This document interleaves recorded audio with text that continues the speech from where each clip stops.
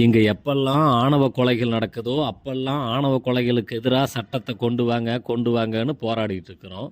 வெறும் சட்டங்களால மட்டுமே மனிதர்களை திருத்திவிட முடியுமா? அப்படிங்கிறது தான் என்னுடைய கேள்வி. மயிலாடுதுறையில ஆணவ கொலை நடந்த அதே நாள்ல, தருமபுரியில ஒரு சம்பவம் நடந்திருக்கு. அந்த சம்பவத்தையும், இந்த சம்பவத்தையும் பொருத்தி பாருங்க. அப்பதான் இந்த சம்பவத்துக்கும் அந்த சம்பவத்துக்குமான சிக்கல் என்ன, அதை எப்படி தீர்க்கிறது அப்படிங்கறது புரியும். அங்க சந்தோஷ்னு ஒருத்தன் இருக்கான். அவனுக்கு 34 வயசுல ஒரு பொண்டாட்டி, 14 வயசுல ஒரு புள்ள. 2 பேத்தையும் கொலை பண்ணிட்டு இவனும் லாரியில விழுந்து செத்து போயிருக்கான்.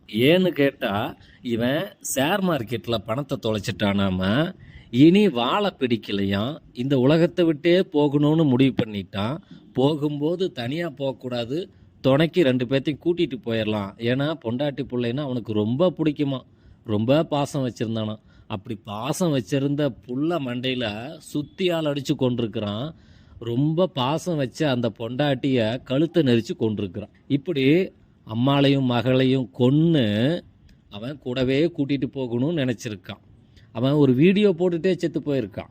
வீடியோவில் என்ன சொல்றான், நான் கொலை பண்ணல, என் கூட கூட்டிகிட்டு போறேன் அப்படின்னு சொல்றான். கூட அவங்க அம்மாவையும் கூட்டிட்டு போலான்னு நினைச்சிருக்கான்.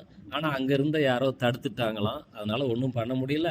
இப்ப நான் கிளம்புறேன், அவங்க முன்னாடி போயிட்டு இருக்கிறாங்க, நான் பின்னாடியே போய் ஏறிக்கிறேன் அப்படின்னு சொல்லி போய் லாரி கடியை விழுந்து செத்துருக்கான். பாவம், அந்த லாரி டிரைவர் என்னையா பண்ணனா? இந்த லாரி டிரைவர் என்ன பாவம் பண்ணான்? அவன்ல கொலை கேஸ்ல உள்ள கிடக்குறான். இப்போ அந்த லாரி ஓனர் என்ன பண்ணான்? அந்த லாரி இனிமே ஓடுமா?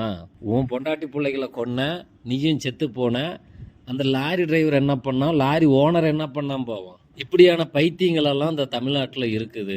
இவங்களெல்லாம் நம்ம எப்படி குணப்படுத்த முடியும்? இவனை யாரு போய் பெத்த புள்ளைய கொல்ல சொன்னது? இப்போ இந்த சம்பவத்துக்கு என்ன சட்டத்தை கொண்டு வரலாம் சொல்லுங்க? பெத்த புள்ளைய அடிச்சு மண்டையை உடைச்சு கொண்டிருக்கிறான், கட்டின பொண்டாட்டையும் கொண்டிருக்கிறான். இதுக்கு என்ன சட்டம் கொண்டு வரலாம் நீங்க சொல்லுங்க? பாசம் வச்சிருக்கிற ஒரு பிள்ளையவே அடிச்சு கொள்றான், பொண்டாட்டியும் அடிச்சு கொள்றான்.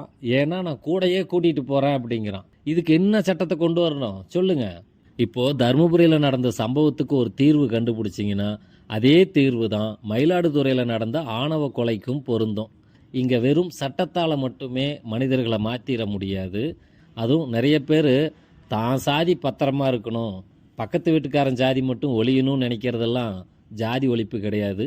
ஜாதி ஒழிப்புனா முதல்ல தான் சாதிக்கு துரோகம் பண்ணணும்.